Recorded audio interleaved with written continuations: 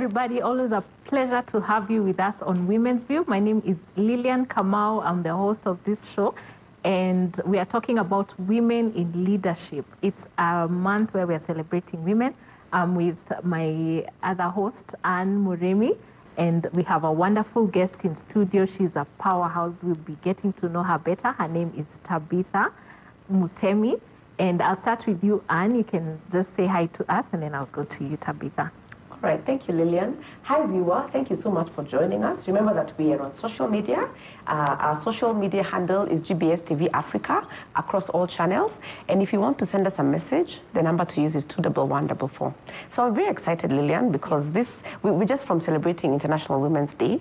And so here at GBS, we are celebrating women of all caliber. And today, we're talking about women in leadership. Yeah. Which brings us to Tabitha Mortemi. You're a woman in so many leadership capacities. Please say hi to the viewers and introduce yourself to us. Thank you, Lillian, for giving me this opportunity. Hello, viewer. My name is Tabitha Mortemi. I am a manager with the IBC. I'm the manager of corporate affairs. I am also the chairperson of Association of Professional Broadcasters, APB. I am a mother and I'm a Christian. Awesome. Yes. Good to have you here with us. So many capacities. You're a mother, you are a leadership, you're a manager, you're a board member. How would you describe yourself? What drives you? We want to get to know you as a person. How would you describe yourself in a nutshell? It's not really easy to describe yourself. I know. It's like you're... And at the same time, be humble, but yet say the honest truth. Yeah. It's like you're blowing your own trumpet. Yes. But I'm very passionate about what I love and what I set my hands to do. I consider myself to be hardworking. I have no really idle moments. And if I am free, I'm either reading or I have doing my hobby or networking. Yeah, so, and I plan my work. My former supervisor used to tell me that I'm very methodological, so I like working in a certain order, structured way, you know, and I like to stick to that, you know, of course with a little bit of flexibility where needed. I'm results oriented, and of course that is a weakness and a strength, but it's more of a strength because when you're results oriented, you push the people below you, but that improves them as well. Yeah, so you put a bit of pressure, but at the end of it, you've got to actually have a meeting and agree that this had to be done, and I like meeting my deadlines. You know, yeah, I'm also self-driven. I don't have to wait to be told to do anything at my level. Even if I'm on leave or whatever kind of leave, I want to look at the policies probably. I want to come up with a draft that I can share with my boss. You know, I'm self-driven because, you know, some of these jobs, they become routine. So you have to have the self-motivation and the self-drive. You know, you always look at your strategies and ask yourself, how can I do better? How can I do differently? You know, you network with the people also in the industry and see how you can motivate yourself and do something different. So yes, I'm also resilient. It has come over time, and I'm a very strong willed person, and I draw my strength from God. Wow. Yeah. Yani, she's just described for us the qualities of a leader. Yes. Passionate, resilient, there's nowhere around. Self-motivated. Yeah. She doesn't need to be pushed. She's able to push others and bring out the best in them. Yeah. I mean, it looks very glorious. Yeah. So what I've picked from what she said is some of these jobs can become routine. Yeah. And so I think when we think about a leader, we think about somebody doing great things and commanding people, and you know, we don't actually see somebody at a desk doing very routine, mundane work. Yeah. And to some extent, do you think that that is something else that requires a lot of inner strength to just do routine work, until it builds up to a moment of leadership? Yeah. You know? Like you've got to put in your 10,000 hours of routine work before you get to the top. A lot of people want to get to the top without doing the 10,000 hours of what it is that will make you get recognized and maybe appointed to be the leader. Do you find that happening? Yeah, even the routine work, always look at the angle that will make you, get excited and get, renewed, get interested, you always have that passion and you're looking forward to do your job, not just doing your job for the sake of earning, but also to enjoy it. Yeah. And that's doing so much routine also builds muscle, internal muscle, and also just, knowledge about how to deal with different crises. What's the highest moment of your career? And as we're thinking about that, she also mentioned that hobbies. Did you hear the word hobbies in there? Yes. I was always, I've just been dying to ask, what are your hobbies? What do you do outside the office? And do you actually have time for hobbies? I have a prayer group, and we actually do our weekly prayer, and we also have verses where we need to recite those verses and some assignments. So I take time to do that. I also play golf, and I network at the golf club. During the Women International Day, we were there, we had dinner, we danced a bit, and then of course, Firirida.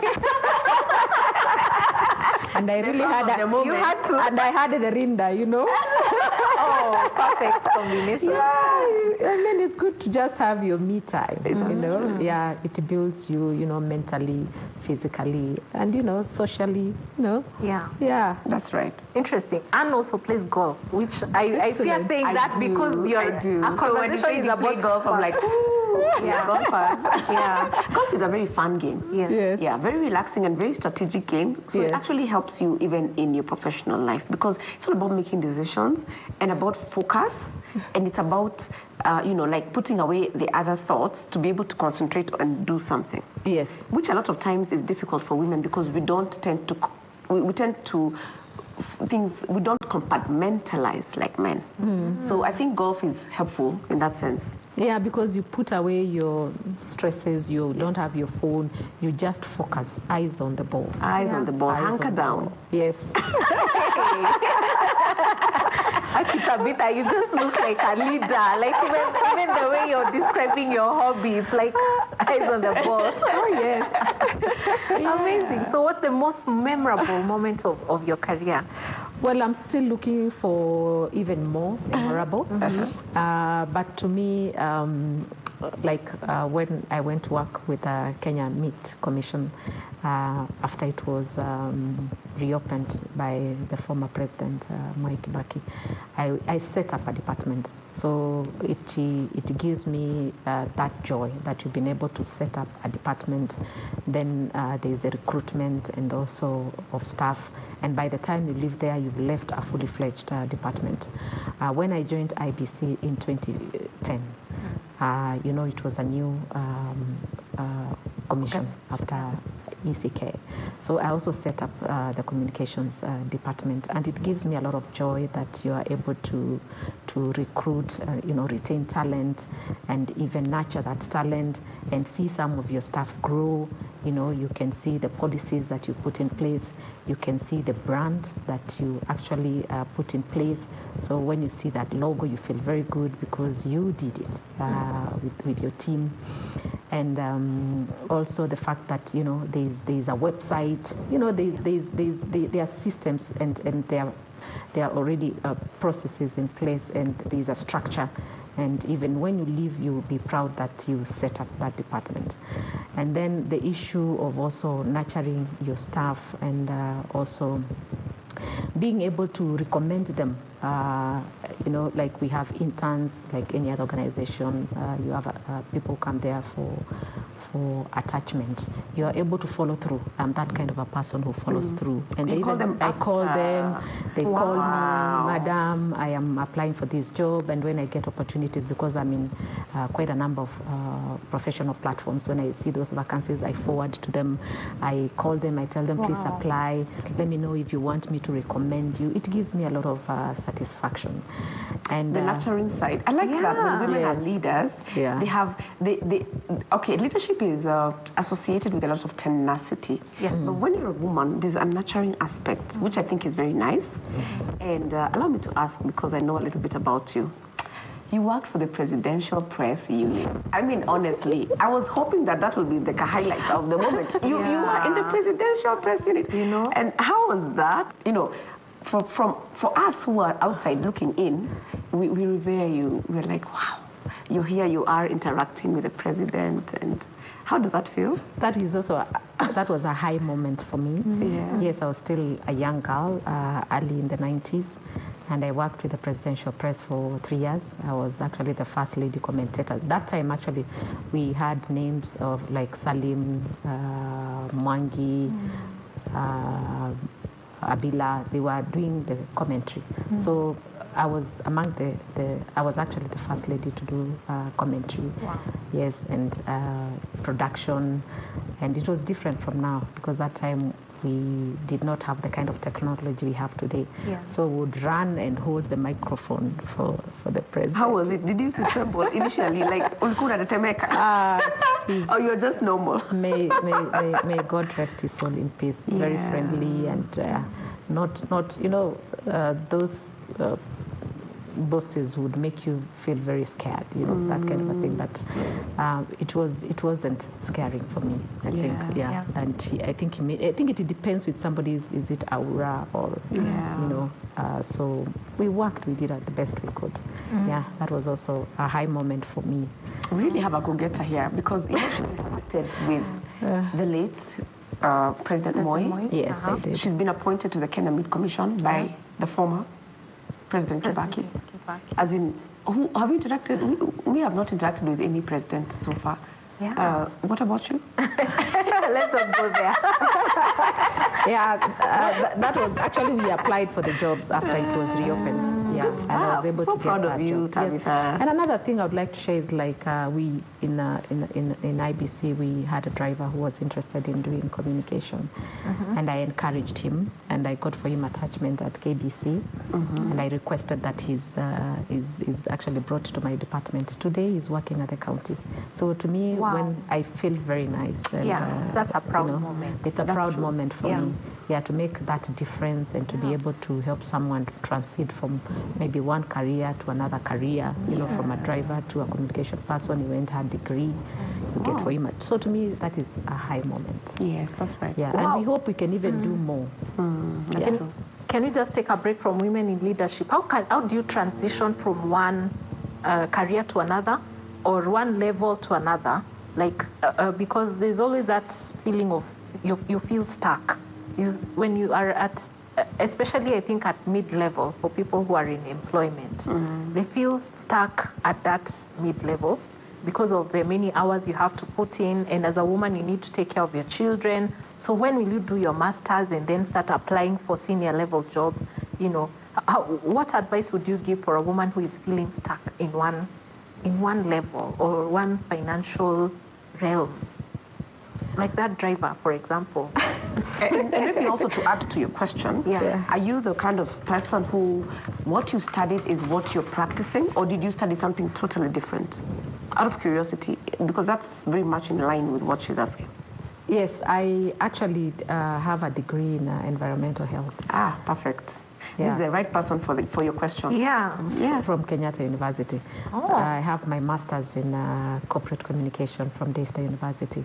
But I was also in Kenya Institute of Mass Communication for my diploma in mass communication. Was that before or after KU? Before KU. So you got into communications? Yes. And then you went into environmental management? Yes. And then you came back to communications? Yes. At that point, I was still trying to find my purpose. Yeah. First, I really used to admire. You know, that time, KBC, it was VOK, then KBC. VOK. Just Oh my changed God, to I've KBC. actually forgotten about VOK. Yes. Oh, wazee hukumbuka.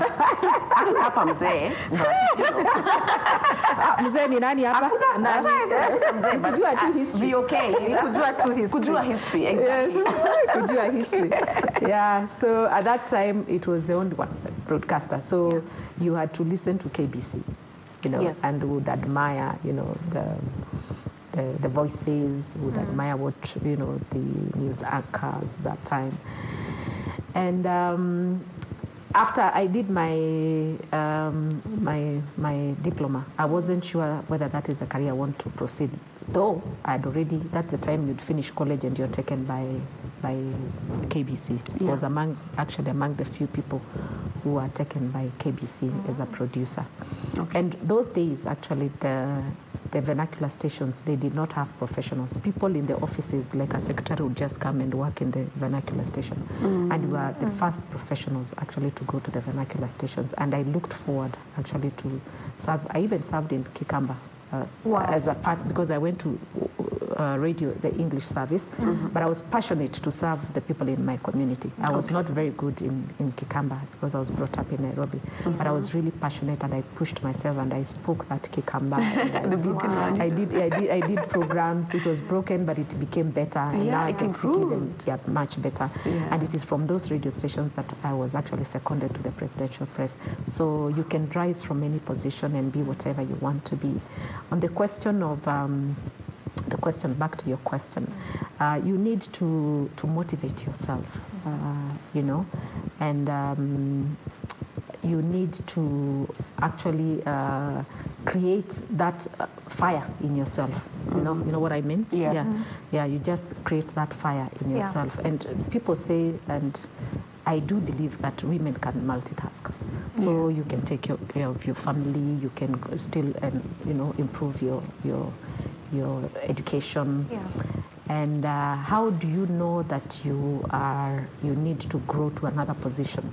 You see, when you cannot be an officer for the rest of your life, over time you gain skills, you gain experience, you improve your education, you are even maturing as a person. So when you see jobs, you know that I am ripe for a higher position, and you apply for those positions, and you put yourself in the market.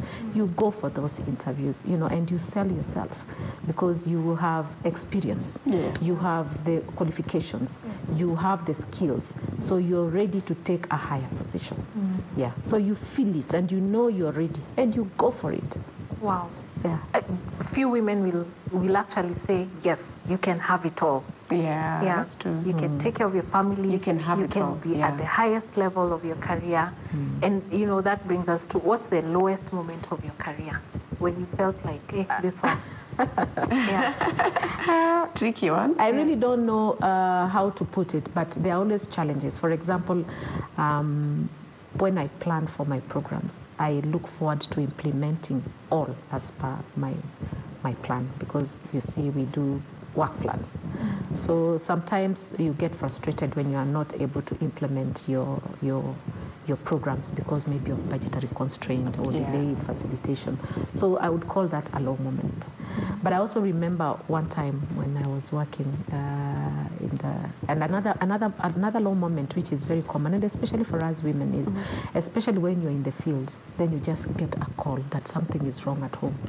Have you ever had that moment? You are out in the field. So to me, like I remember one time when I was in the field, I think I was with either Presidential Press or KBC, I can't recall properly.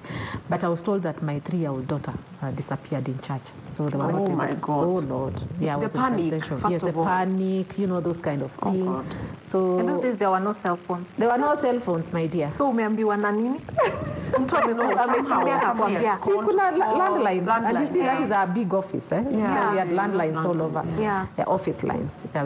So even today, when you've gone to a workshop, then you are called, you're told your child is not feeling well. That is a low moment for a woman. That's true. Or your spouse is not feeling well. That is a low moment for a woman. And especially when you're in the middle, or if you're the one who is driving a program. That's right. You can imagine that is a low moment. I have a bit of an interesting question, and it keeps coming up a lot. I remember we talked about it the other day, about the interference of family life with work life. So you're a mother, you've got 3 children. Yes. So you've taken a total of 3 maternity leaves. Sorry to look at it that way, which is a very business way of looking at it. That is the way it is. That is what it is. It is what it is. And now maternity leave is 3 months, which is great. I mean, I celebrate that. I think it's a milestone that moms can get to be with their newborns for longer.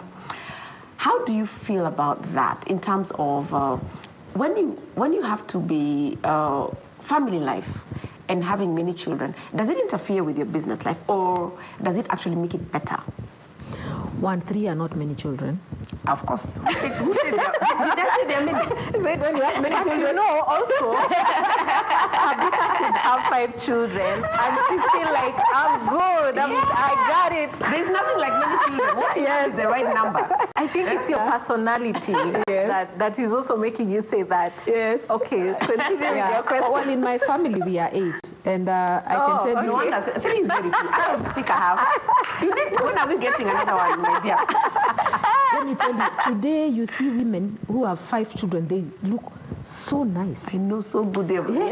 You didn't even know that they have children. Yes. Yeah, it's true. So it's not about the number. It's not. It's just how you manage. The management, the organization. Yes, how you manage your children, your family, and yourself, you know.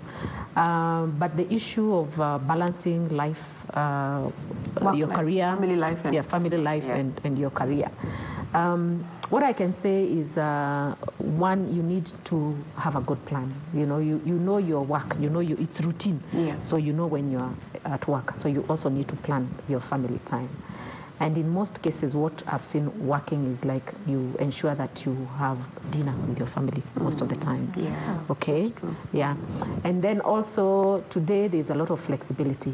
People, when you're going for workshops in either Naivasha or Mombasa or Kisumu or wherever you're going out of town, you can go with your family. It's true. Yeah, if they are available. Why not? You can pay extra and stay with your family. Yes, and they enjoy that. I've done that with my children. And then also there are weekends. If you're not working, then you also have time for your family. Yeah. We have public holidays. You have your leave days. So it's just about planning. That's true. Yeah, because you need that job to be able to sustain your family. And you also need your family. So you have to know how to balance. It's just about planning. Yeah, I think so. Well out. Well out. And remember the show we were doing with stay-at-homes, and we were saying that stay-at-homes have their tent of problems. Yes. Societal stereotypes. Yes. And then working moms have their own set of challenges. Yeah. Yeah. What are some of the stereotypes you've experienced as a working mom? For example, like you're not there for your children, you know? Have you ever experienced Do people judge you? That's judgment? What she's asking. Yeah. But like, do you find that people judge you because of certain things? And not that it affects you, because I don't think it does, but do you feel there's certain judgments that come to women who are at your level? Okay, maybe before I get to that, there's something I was just thinking that is happening today, I think, in the corporate world, where they've introduced a creche. Are they called creches? Yes. At the workplace, creches at the workplace. Yeah. I think that good is move. Yes, that's a very good move. Yeah. Yeah, because you see, the mother doesn't have to worry, and you'll be able to work better, because when you have a happy staff, then the production also is very high. That's true. You know, so I think it's something that maybe should be sensitized more, so that we have corporates having those creche. Please don't take me there. Stereotyping has always been there. You have to have a thick skin, and as I said, you plan your work, because you cannot just live your life trying to please people. You remember that story of, I think, a mother, father, and a child and a donkey. So they walked. They were on the donkey. Somebody says, no, let the donkey carry the father. I don't know. Let the donkey carry the mother. Then all of them, they are there. Oh, you are making the donkey too tired. You know, so carry the donkey yourself. You see? I can imagine. By the time you're trying to please everybody, you end up carrying the donkey. You end up carrying the donkey, and you will not do anything for yourself. Yeah. Just plan your work properly. Wow. And always have communication and sharing moment with especially your family, so they understand your program, and assure them that you will be there for them. And you agree, like dinner, those things that I just mentioned, you can go with them, that kind of a thing. Yeah. Don't have pressure to impress everyone. You can't even hack it. It's not even possible. It's not even possible. Yeah. Have you ever felt it, though? Your personality looks so hard to break. Have you ever felt it? Like, honestly, no. Yeah, you don't let it. Wow. Maybe you see it coming, Yeah. and you just deal with it from afar. Yeah. Another question is, in your teams, how is it when you're leading women versus when you're leading men? Are there any differences, or is it the same? Do you find maybe do men follow you easily, or do women, or is it the same? Well, from my own perspective and what I give as a leader, I have no discrimination, or it's just you are all human beings, and that people I look at not in terms of because you're a woman, but people are talented differently, you can actually exploit people's potential. There are people who have potential, but you need to, as a leader, to give them a chance to, so that maybe they're not aware. They are not aware. Or they are not so confident. Like you need to draw it out of them and show them. Exactly. Yeah. Okay. And then also listening. It's good when you go out of your way, and you'll be able to know when your staff is not in their right mood. Yeah. You get to that level, and then you can have a discussion. Are you okay? Is there something disturbing you? Do you want to take the day off? That kind of a thing. Yeah. And they also get to know you. Yeah. So they will tell you, oh, madam, today, I don't think, are you really fine? You say, maybe no. Then someone will say, do you also want to take a day off? It's a really quid pro quo. So, the way you a rapport. And I know when you have a rapport, you enjoy working together because you have more hours in the office. So you need that friendship, so you can smile all the way to the office and smile all the way back at home. Yeah. That's good. Have you ever felt intimidated, or like when you're supervising someone who is older or someone who was once above you? Has that happened? I know. It's usually so crazy. Yeah. Somebody who was your boss, now you are their boss. Yeah. Maybe not in the same institution, but maybe you find them somewhere else, and maybe they didn't treat you well, and now here they have to report to you. First of all, themselves, they feel a bit weird. Yeah. Have you had such an experience? Of course, even in the association, we have people who are senior than me, who are more experienced than me. Yeah. And I think it's not. I don't look at it that way. I don't look at it that way. You are not competing in terms of age or that. It's what is on the table and how you present it, the language, the style, and building that rapport. And of course, you will give the person the respect they are due, and they will give you the respect back. It's just finding that middle ground, and especially creating that rapport. That's true. To be able to understand each other. And of course, someone who is your senior, you have to address them respectively. Even in our African culture, that's what we've been taught, right? That is how we've been taught. It's some of the values that we need to carry along, even in our leadership, in our workplaces, even in the associations. Those values, those African values that we were taught, they really go a long way. Yeah. Cool. We're having a wonderful time. We're celebrating women in leadership, and the person spearheading She's such a leader. those women is called Tabitha Mortemi. And don't go away, we'll be right back after a short break. This is our world, our country, our community, and our society. It's all happening at Chungu Chajami. In this place, we talk about parenting, we talk about marriage, we talk about relationships, we talk about dating. We go to the prisons and find out how life is over there. We talk about the village, what happens down there in our slums. What exactly is happening back in our schools? What is happening with the people that we know as our husbands and our brothers? What is happening with addiction also in our society? We offer solutions. We bring in experts, we bring in psychologists to tell us more on how to handle our problems. Come, let us share together. Let's get round the pot, have some soup, and talk about the issues in our community.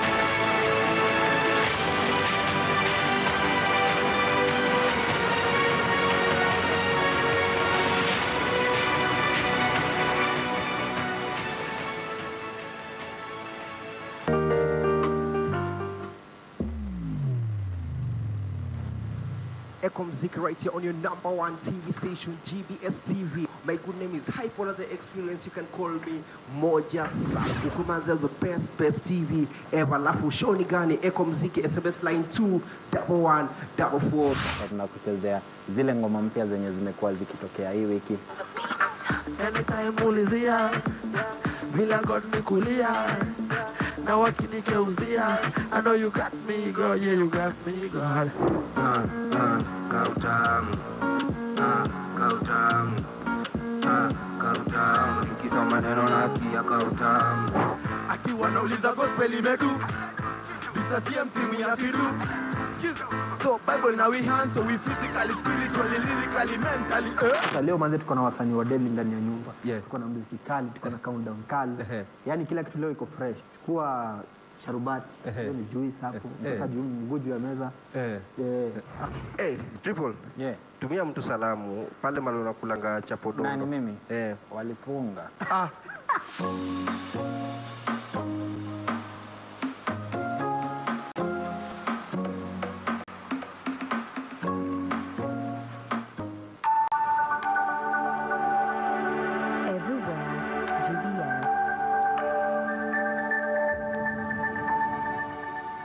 Welcome back, viewer. Thank you so much for joining us. Today we are celebrating women in leadership positions, and we're learning a lot about what it takes to be a leader. And hey, guess what?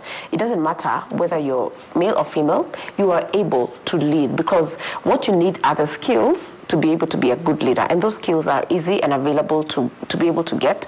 And you've also got to be very driven. So yeah, it's such a great pleasure to be with Tabitha on air. And remember that we're on social media. The handle is GBS TV Africa. And if you want to send us a message, the line to use is 21144. Yeah, so Lillian, I'm really learning a lot from Tabitha. Yeah. Earlier on, you were saying that she reminds you of the Queen. Yeah, in the Crown. You know, because very poised. Yes, and the Queen. So there's a part where the Queen talks with her sister, and you know the monarchy seems to be falling apart, and the sister tells her, "What you do when you go out in public, you will say that everything is okay." And that's what she does to date. Yeah. She says, "Everything, I got it. I've got it. I've got it. I'm in control. Yeah. I'm leading, and all shall be well." Yes. Excellent. Yeah. So I was just wondering, how can husbands and fathers support their girls or their women adequately today in this modern society? What are your thoughts on that? That's a very good question. My thoughts is, one, they can be your cheerleader. You know, they cheer you up. You know that in your role. In your role, yes. because it gives you a lot of courage. You know, the drive to move on, the drive to do more. They can also assist, like when you're preparing for an interview and your spouse is there to assist you. Yeah. I'm sure, Annie, it would feel really nice. It feels nice. This is how you should articulate, you know, yourself, you know, these kind of things. They should assist. You know, they can assist if you to prepare for your interview, and also encourage you in your ambitions. You know, everyone has an ambition. Yeah, that's true. Yeah, what do you want to become? So they can encourage you, because instead of telling you, you can't make it. Exactly. You can't. You think you can get there. Yeah, there are people who do that. Yeah. Also walk with you, you know, in your successes and in your challenges. And it's not just for them. for us, but even the women should also do the same to the men. Yeah. You know, be their cheerleader as well. You know, if your husband or your dad has a project, you know, be there, you know, to support them, because you have something to put, even if it's your father. And also working with them in their successes. Everybody has their high moments and their low moments, and then also appreciating and rewarding each other when you do well. Yeah, that's true. Okay. And also those when you have also like your birthdays, appreciating each other, anniversaries, you know, it really uplifts your spirit. That's true. That's true. Yeah. And actually, even when you're at the workplace, those are the things you do even for your staff. Yes. You know? So it's really the same thing, but now you're doing it for your spouse or your partner. And, you know, it's the same thing. I have this mantra of treat your spouse like a client. Yeah. Because at the workplace, we tend to treat, you know how we treat clients like eggshells? I know. Yes, you know, they must not. Amekuja, you know, take care. Yeah. The client is always right. Yeah. It's okay. Yeah, you're right. I'm sorry. Yeah, like today, the way I didn't get the, you know, the directions. Yeah. You are there to wait for me. Yeah, to guide you. That is what you should do to your partner. To your partner. Yeah. Walk the journey with them. Yeah. So the temptation of now your partner is mazoeano, you know.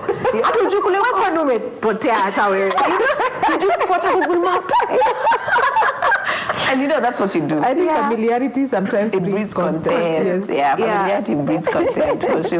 Yeah. But what do you have a relationship in your life, whether it's your dad and uncle, your mom and auntie, something that has really pushed you in your career? A relationship. Yes, a relationship, and on probably maybe a mentor. What is the role of mentorship in your life? Do you have a mentor, or are you just a self-made lady? I think it's a combination of both. Self-made in terms of you really have to push yourself, you have to know what you want, you know. But I also do have mentors, colleagues who have been in higher positions, who are in, you know, that anytime even I have challenges, I call them. Even when I am responding to something, I call them, we discuss. They don't judge you, they understand these issues. You know, they encourage you, they have your back, you know. It's always good to have that support system, you know. And I think even as you grow older, you tend to have a lean circle of people that you really trust, you know. And even my prayer partners, you know, when I have a challenge, we are together, we pray for each other. They tell me, Tabitha, I know you're going through this. I know that I tell them, I know you're going, and we pray for each other. So when you have that support system, I don't think what would be difficult. Yeah. You will be resilient to go through any challenges. Remember, prayer is coming up. Remember we talked about it on the previous show. We talked about, we were saying that so many people, nowadays it's like we are downplaying the power of prayer. You think it's just a bubbling of words. A line of, I'll pray for you, whatever. That means nothing. I always work with my small book, and it is in my past, the prayer of Jabez. Wow. And I pray every day. That God may bless me indeed.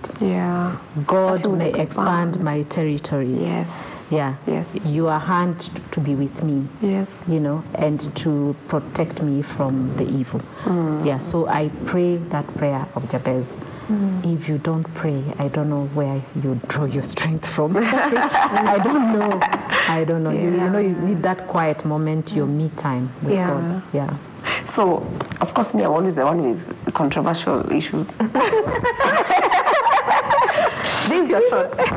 Right now, there's something that is very interesting happening, that a lot of women are feeling that they have to be sponsored and supported in order to get there. And it is something that I feel, as women who have walked the journey ahead, we need to support our women and really guide them and show them the way. Like, what could you say? I'm sure you know about that. What can you say about that? in the show? Because maybe a woman is looking at us and thinking, when I look at my peers, I'm seeing girls my age who have sponsors, and because of that, they're doing so well so quickly in life. What do you mean by sponsors? You know that word? Yes, I know. It's very I know. Let me be very clear so that there's no confusion. Unfortunately, there are some meanings of words that have changed in the last few years, and it's unfortunate. I just mean, like, you have this person, this man, who is older than you, who will buy you the car, who will get you the job, and of course you are, giving them favors along the way, sexual favors, and is that a thing that was there even a long time ago, or is it more pronounced now? And what can you guide the younger women who want to go up the career ladder and they're thinking that that's an option? Let me share my own personal experience. When I was applying for a job at IBC, and I was with the Kenya Meat Commission that time, I actually resigned I gave 3 months notice. That was, I think, in September, which was going through to December. The good thing is that you're paid for either in lieu of notice. Yeah. And I prayed to God that within these 3 months, God give me a job, a good job. Okay. I took the newspaper. I applied for all the jobs that I knew I qualify. All of them. Yeah, I remember I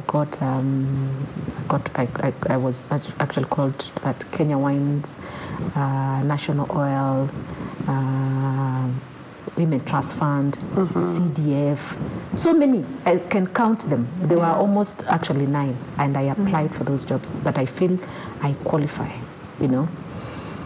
And IBC was also, because I told myself I'm not going to leave any job that I feel that I qualify. And some voice was telling me, this is a political job. You need somebody to support, to push you. You need a godfather's place. Let me tell you.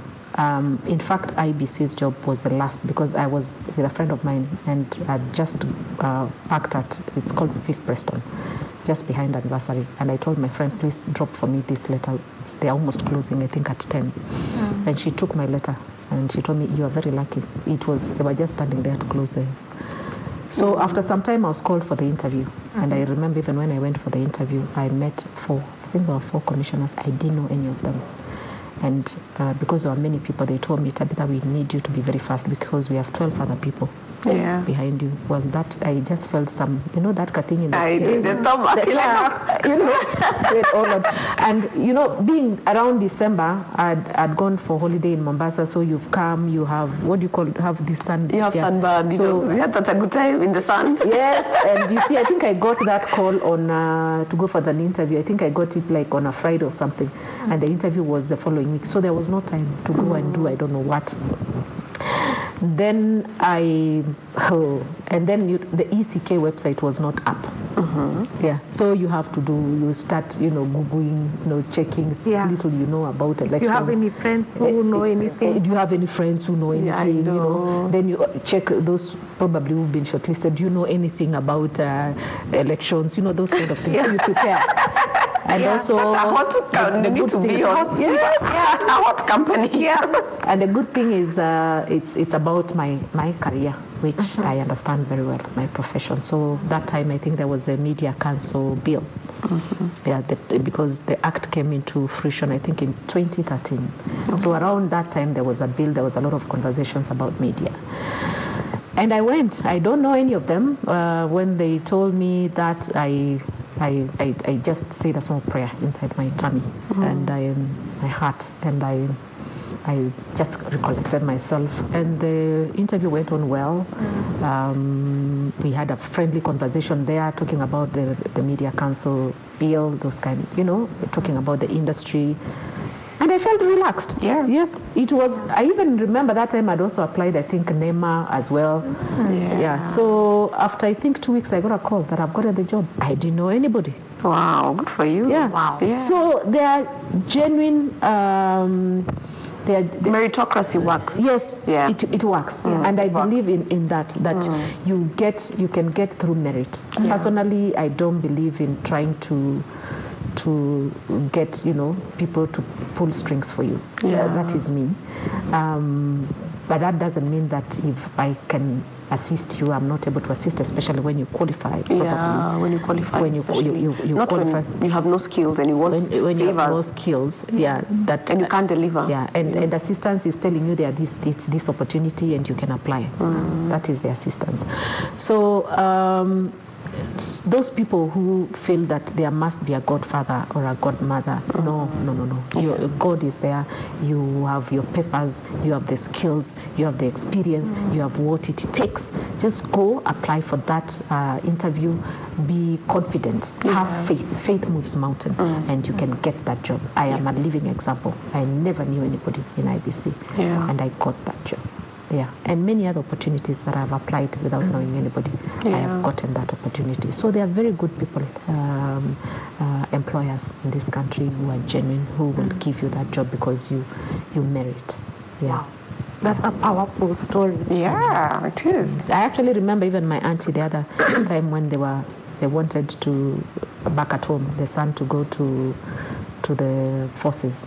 Sometime, and she called me and she was asking me whether I know anybody, and I think she was referring to those when I was working in State House. I told Auntie, systems have changed. I no longer work there, and so I told her, Auntie, you're prayerful, pray and let your son go for the interview. That boy he was taken. Yeah, he was. Yes. Taken. So it happens. Don't just sit there, and nobody is going to beat you for trying. Yeah, that's true. Put your best foot forward. Pray about it. And you have what it takes. You have the right qualifications. You have what is required. You have confidence. Go and speak about yourself. If you cannot sell yourself, what are you going to sell? Who can? Who will sell you? You've got to be able to sell yourself. Just a bit of a technical question. Is there an impact of applying for jobs from the newspaper versus from recruiting websites online? Is there a reason you went to apply in the news? I mean, looking for jobs for vacancies in the newspaper rather than going to a website? I don't know whether it still happens today, but you'll find that like all Fridays, you find all the jobs there and tenders. Yes, that's where you find advertisement, especially government jobs. Yeah. You find them in the newspapers. A lot of times. And actually, the issue of putting them on the website now, especially government jobs, it's sort of picking. It wasn't there. It wasn't there before. Yeah, it wasn't there before. Yeah. The newspaper was the to go to place. Yes. So I think, the issue is not where you're getting it from. I think it's just wherever you see it, just apply for it. Yeah. Because a lot of people now, some companies may not have the money to put the advert in the newspaper, but it's on their website. So you need to expand your search area. So that don't just stick to one thing, especially in this day and age. Even social media, some companies just post on social media. And even today, I think a lot of corporates still put those adverts in the newspaper. And sometimes they can just put a small advert, then they give you the link to the website. Yes, that's true. They give you the address to the website. But it doesn't matter. Wherever you can get it, instead of just Googling to chat on social. As you do that, also look for a job and apply as many jobs as possible. Let me tell you, you can't be that unlucky, honestly. I like that. You cannot be that unlucky. You cannot. There's a point where that unluckiness will stop. And luck will now check. Yes, you cannot be looking for jobs. You're applying today, tomorrow, and then never get in. That's true. Okay, cool. We usually do our parting shots a bit rushed because the director is always like, show you time imeisha. I do. But now because we still have time, we can take our time to do the parting shot. Okay. So I don't know if I start with you, Anne, and then I go to you, Tabitha. We've got a lot of time for parting. Yeah, I think I can start. And maybe what I would say is that to the viewer watching us, I want you to know that, there are lots of women right now who are in leadership positions. And, to all the women out there in leadership positions, we celebrate you. We are proud of you. And, you are an inspiration to us. And, we look forward to getting to where you are. So I just want to celebrate you. And then those who are aspiring, I also, I'm one of them also. Yeah, so let's keep aspiring, and let's be encouraged and know that, we can't just be unlucky. Our luck is coming just around the corner. It's a good luck,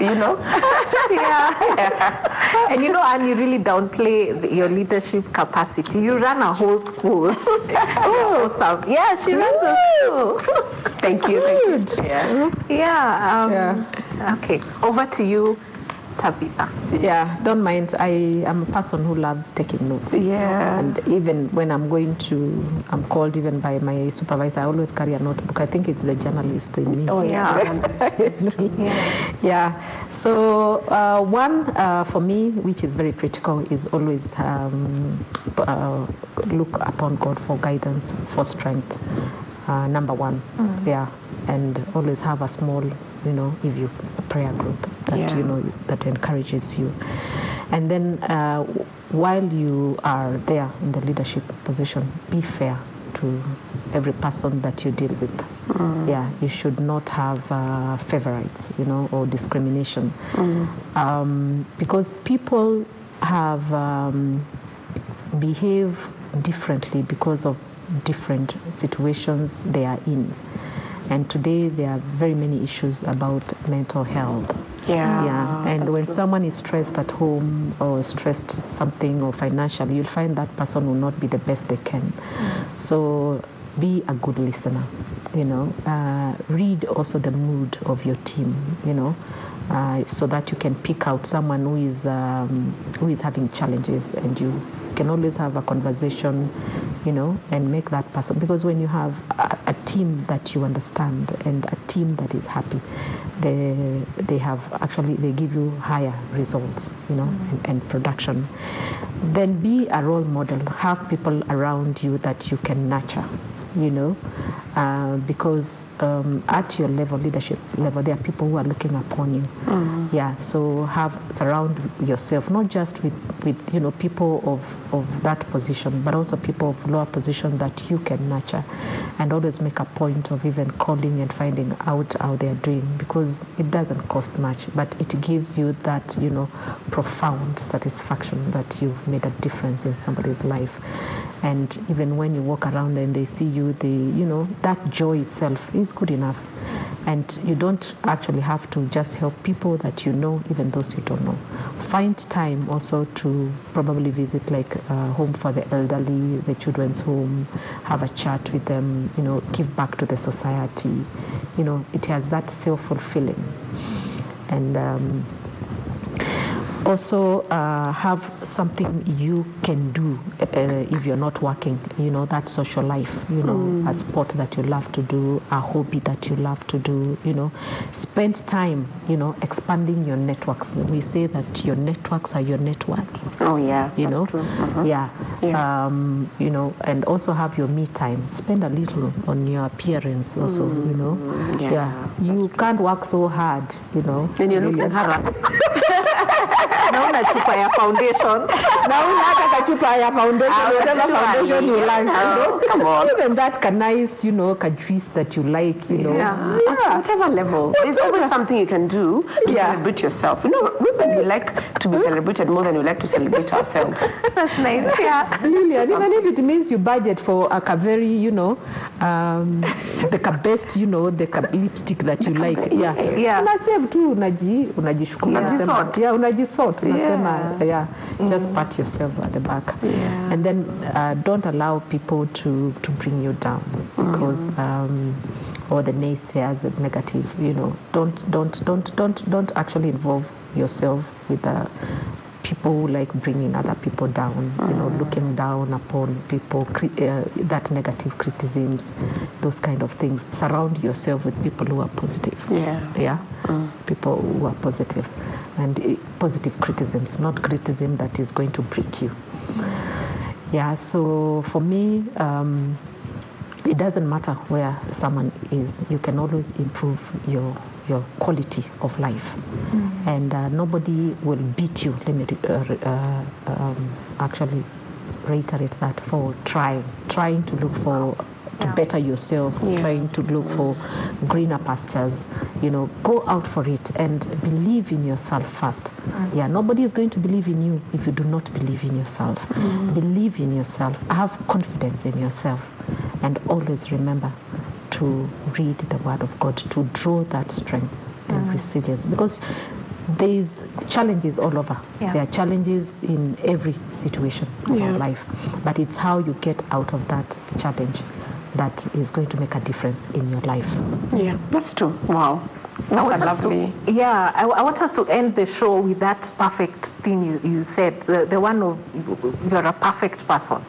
Remember on the break, I won't even do a parting shot. Tumalizie tu na hiyo alafu I finished the show. How you were telling us that when Anne told you that you look so perfect. Remember, what did you tell her? Basically, so well put together, and you talked about when you go to the mirror in the morning, you should look at yourself. Yeah. Do you remember? Yes. I don't know about perfection, but you strive for perfection. I believe in improvement, self-improvement every time. Just aspire to improve yourself as a person, every time, and in terms of your profession, and how you actually network and engage with people.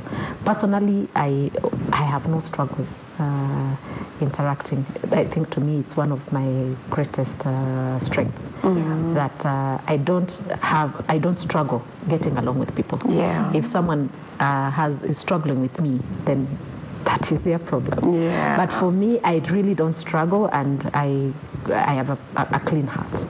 And I just want to do what can actually better my life and your life. Yeah. But in every situation, I say there are challenges, and that is why you need to look upon God for that strength and wisdom. And some of the things, they've come with experience. Experience from where I started when I was a young career person up to now. So you gain more skills on interaction, you gain more experience. Maybe those days I was not able to challenge situations. Today I can be able to challenge a situation. I can be able to give a different opinion, unlike those days when you are so timid. You grow over time. That's why I'm saying we live in continuous improvement of who we are. And of course, even as you raise issues, you actually have to improve on the way you present them, the language, the style, the tone. Yeah, but that doesn't mean that it is all going to be accepted. But you should always make sure that you do the right thing, and whatever you feel is not right, especially for the greater good, do not hesitate to bring it out, because we would want to have structures, you want to have systems in places, we want to have procedures, and we want to improve the life of the generation that is going to come after us. They will find that there are systems that have been put in place. So you should never be fearful to raise any issue that you feel can improve any institution or even the life, to better the life of people around you, or even the life of the generation to come. Yeah, so we need that strength and that wisdom from God to see us through. Awesome. Thank you so much. I will not add anything to that. It's been a wonderful show. Remember, you are awesome. We are awesome. She makes you feel like that. Like, yeah, I'm an awesome she person. does. Yeah. I am enough. I'm enough. You are enough. Yeah.